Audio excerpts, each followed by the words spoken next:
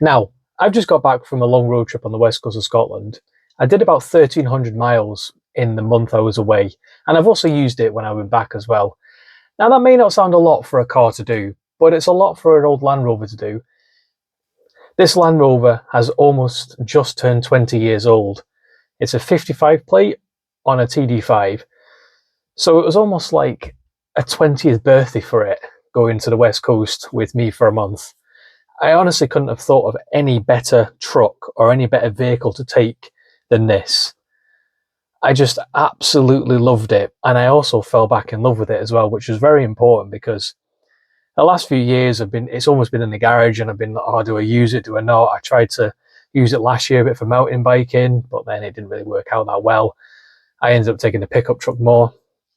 But I took it to the west coast of Scotland, and on the small little passing place roads, single track, this thing was just amazing. It really was. I'll be waxing lyrical about the Land Rover Defender for the next 10 minutes on this video, so stick around if you want to know more.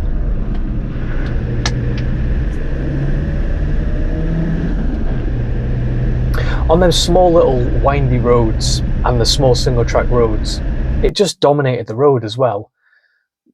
I wasn't even going that quick, but cars were genuinely letting you past because maybe they thought you had to go somewhere important or something. All the livestock on the road, you generally seen other tourists in their 25 plate hire cars. The livestock would just be in the middle of the road. They would never get out of the way. People were peeping the horns. The livestock and the sheep and the cattle were just stood there like, what was that? What are you doing? And then I would come up behind them and they were like, hear the clatter of the diesel engine. And all the sheep would perk up, and then they would spread, opening up the gates for everyone else. And then obviously the car would then let me past, which was great. It was almost I almost had blue lights on the front of the car. There was one journey in particular, and that was from Lochinver to Stoer, very rural parts of northwest Scotland.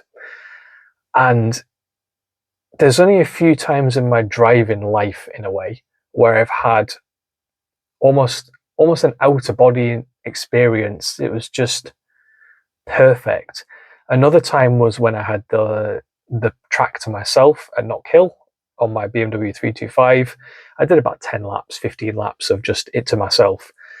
And I may not have hit every apex, I may not have been in the fastest car, but for me, in that moment, it was just pure driving bliss. And I'm going to play a video now because I want to look back on this video at some point and remember that trip from Lochinver. And it was a Sunday morning, it was dead quiet, it was sunny, it was dry roads, it had just rained the night before, so maybe it was a little bit greasy, but this thing just felt like a sports car. And don't laugh, because I'll explain why. It's tight little gearbox on the small ratios of the 1.4, they were just perfect for the roads, the climbing, the downhills, the uphills, the turning. You could leave it in third quite a lot as well. And it was a nippy little truck. It's really not nippy on an open road, especially when it's not got its remap up, which it doesn't have now. It's only 120 to 130 horsepower. It's not that quick. But on them little roads, tell you what, this thing was flying. And, I was going relatively slowly, maybe 40 mile an hour max on these roads. They are a 60, but I don't think you can do 60 on some of these roads. But there was just nothing on the road. Some of the time when you travel to the west coast of Scotland, especially the north coast as well, North Coast 500, and the more rural parts, you have a lot of passing places. So sometimes these are a little bit of a pain when you have to keep stopping and starting, and it's quite heavy on fuel then. But on the Sunday morning, around 8 o'clock in the morning, no one was out. It was just great.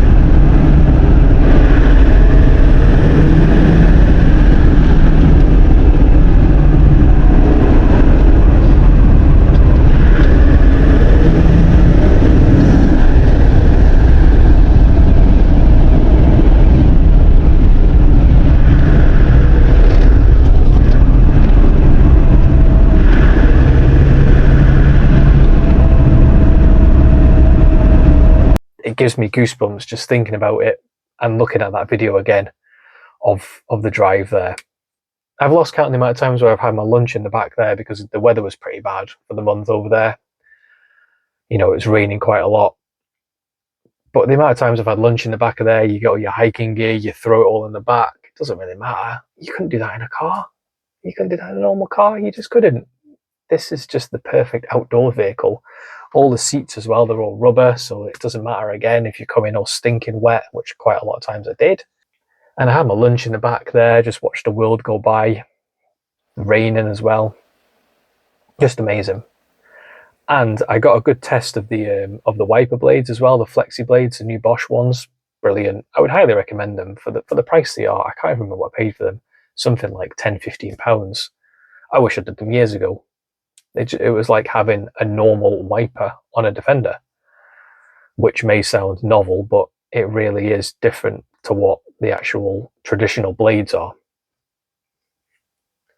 I would also recommend my vents as well. Granted, they are maybe a little bit expensive. I think they're still around about £60 maybe off eBay. I can't remember. But they just demist this window. They demist the front window. They put the air where it's supposed to go rather than it just go in one small spot like that on the front window where you can't see anything. Rubbish. Now, I didn't really film anything over there. I know I was going to take my tripod, but I just didn't get a chance. And to be fair, I was just enjoying the Defender for what it was, just driving daily, using it all the time. It felt better as well for getting good use out of it. And it also didn't break down. I know I do 1,300 miles a month every month in my daily car, but you know, 1,300 miles a month in a Defender is quite a lot. And it just never felt like it was going to break down. There's a few things what bothered me, what I couldn't really fix when I was over there. One was the two cups underneath, the swivels. They started to leak a little bit of oil, and I'll take you around them in a second. Another one was the back right hub seal as well. I have replaced the actual gasket before, but I think it's an actual seal now inside the actual bearing house, so that needs to be sorted because that's leaking oil all over the kind of the wheel. Really not really good, especially the transmission goes, it stinks. But I've just really enjoyed owning my Defender again. I've had it for 9 years now, and if I was ever going to sell it, it would have been at the height of the sales back in 2020 to 2021 when they were worth quite a lot of money. And I didn't sell it then because I just couldn't part with it. You know, it's even got a name. Like, what's your Defender's name called? Have you got a name for it? Because I have. It's called Dougal. It's always been called Dougal, and it always will be called Dougal. And it goes back to a Defender 90 I used to have in the Marines, and it was a recovery Land Rover, a 90 as well, and it was called the Dougal. I don't know why, but it was anyway. So when I bought my Defender back in 2016, I named it after that because it just reminds me of that. Very similar personality. But I don't think I'm ever going to sell this vehicle. I think I'll be in my 60s, my 70s, if I make it that long, and I'll still have it. I think you'll still be able to get diesel for it as well, even if you have to use synthetic or bio. It's fine, it could run it. But I don't think I'm ever going to sell it. I think this is a keeper. I think a lot of cars will come and go, as they have done. The Fermenter for one. The pickup truck, yeah, we've still got it, but it gets used hard. And I think that may go in the next 5 years. But I don't think this ever will. I think this is for life. Some thought. Let me know what you think of your Defender. Is your Defender for life as well? Have you got a name for it? Drop it in the comments below. Let me know. I'll see you next time.